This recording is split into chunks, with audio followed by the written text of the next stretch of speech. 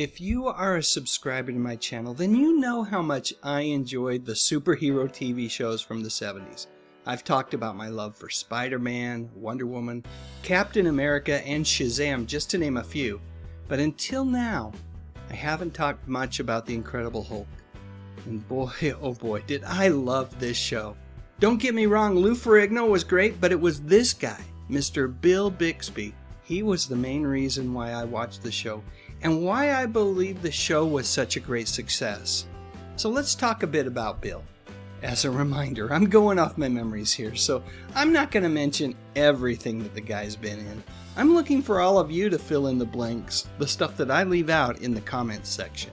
And while this isn't the first thing that I remember Bill Bixby guest starring in, from a chronological standpoint, this is a very early appearance that I enjoy watching whenever I get a chance to catch it. During the second season of The Andy Griffith Show, Bill did a great job of playing Ronald Bailey, a very wealthy and very spoiled young man who thinks that he's got everything figured out. Well, until he runs into Mayberry Sheriff Andy Taylor. Right after this appearance, Bill was cast in a TV show that would become something of a pop culture event. Yep, I'm talking about My Favorite Martian, co-starring the great Ray Walston. Speaking of memories, I've got to mention that I absolutely loved Walston's turn as Mr. Hand in the movie Fast Times at Ridgemont High. That scene with Spicoli and the in-class pizza delivery, well, it's Hollywood comedy gold. Anyway, getting back to My Favorite Martian, for me, I have memories of the show in reruns, and for some strange reason I ended up with a handful of Gold Key comics. They were all pretty beat up, if I remember correctly. I can't remember where I got them, but they were fun to read and provided a nice intro to the show until I was finally able to see it in syndication later on. In an earlier version of this video, frequent channel commenter Perry Dowd mentioned that Bill Bixby played a ghost hunting head of paraphysics for some unnamed New England university in an episode of the TV version of The Ghost and Mrs. Muir. The movie version of The Ghost and Mrs. Muir is one of my all-time favorites. You absolutely must see it if you've never caught that movie. It's so great. And the TV show, well, it's not bad either, and you can catch most of the episodes right here on YouTube. And if you haven't seen this one, well, you should. The entire cast of that show, by the way, including Hope Lang, Edward Mulhare, Rita Shaw, and Charles Nelson Riley, they're really, really good. Not long after that appearance came The Courtship of Eddie's Father.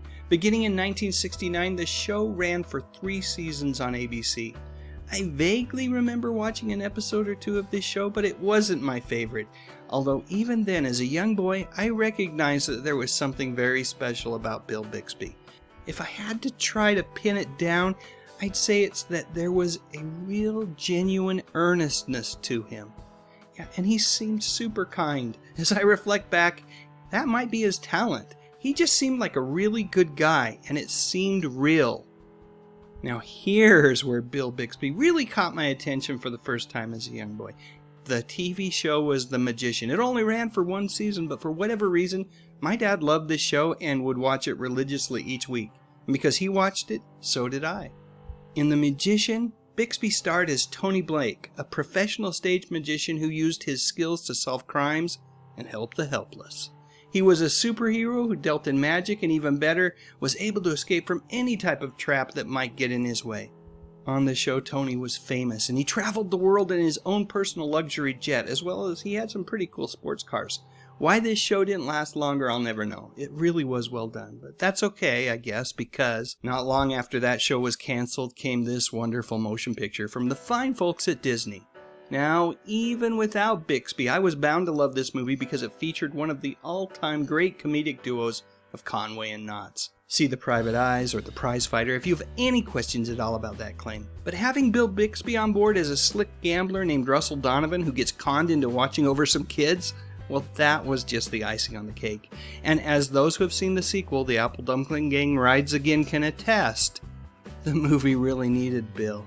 Just as much as it needed Don and Tim.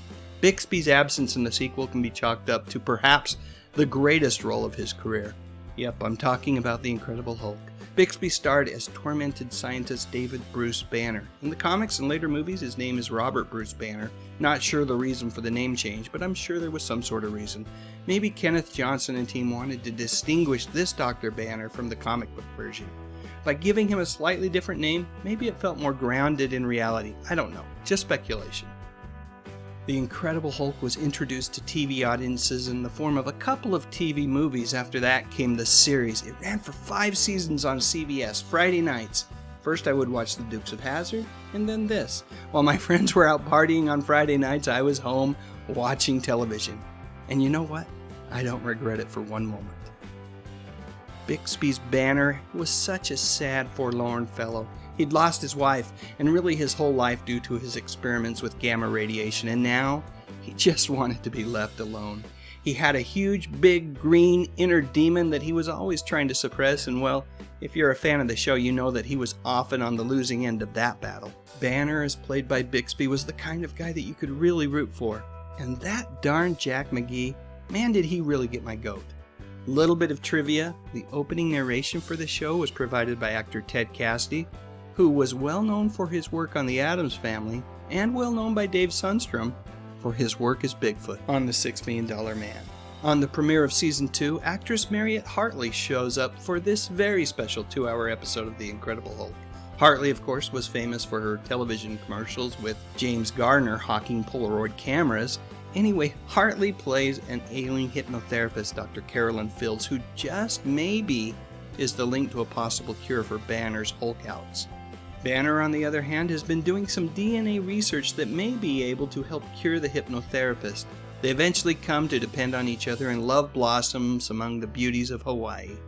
There are some scenes in this episode that are so emotional, so profoundly moving. Whenever I watch this episode, I've got to admit, the tears flow. And a lot of that has to do with the great acting and amazing chemistry between Bixby and Hartley. After The Incredible Hulk ended its run in 1982, CBS decided that they needed to further leverage that chemistry, and the end result was a sitcom about the rocky relationship between 2 news anchors on a Boston TV station. The show only ran for 18 episodes across a couple of seasons, but it was a fun show. I caught a handful of episodes during its initial run, and I can vouch for the fact that the chemistry was still there. It was on Goodnight Beantown that Bixby would start directing. And it turns out that Bill loved being behind the camera as much as he did being in front of it. Although Bill Bixby would make additional TV appearances during his later years, most notably for a couple of Hulk TV movies, he primarily worked as a director after Goodnight Beantown was canceled. While his work with Mayim Bialik on her sitcom Blossom would earn him accolades within the industry, it was the relationship that he built with Bialik and the rest of that cast that would really earn him the admiration of everyone who interacted with him during this phase of his career. It turns out that being nice thing, well, it wasn't an act at all. He was the real deal. Sadly, Bill Bixby passed away in 1993 from prostate cancer. He had just wrapped up an episode of Blossom 6 days earlier. He wanted to be surrounded by friends, so Bill worked up until the very, very end. That's just the kind of guy that Bill Bixby was. Alright, one last picture, Dr. David Bruce Banner, the lonely guy, always in search of a home. Man, Bixby was the best. He really was. Alright, now it's your turn. Were you a fan of Bill Bixby? If so, please share your memories in the comments section. And while you're at it, I'd love a thumbs up if you enjoyed this video. Maybe even share it on Facebook or Twitter. And I would be absolutely honored if you would consider subscribing to my channel. I talk about music, movies, and television, mostly from the 50s, 60s, 70s, and 80s. You know, the good stuff. But most importantly, and as always, thank you so much for watching.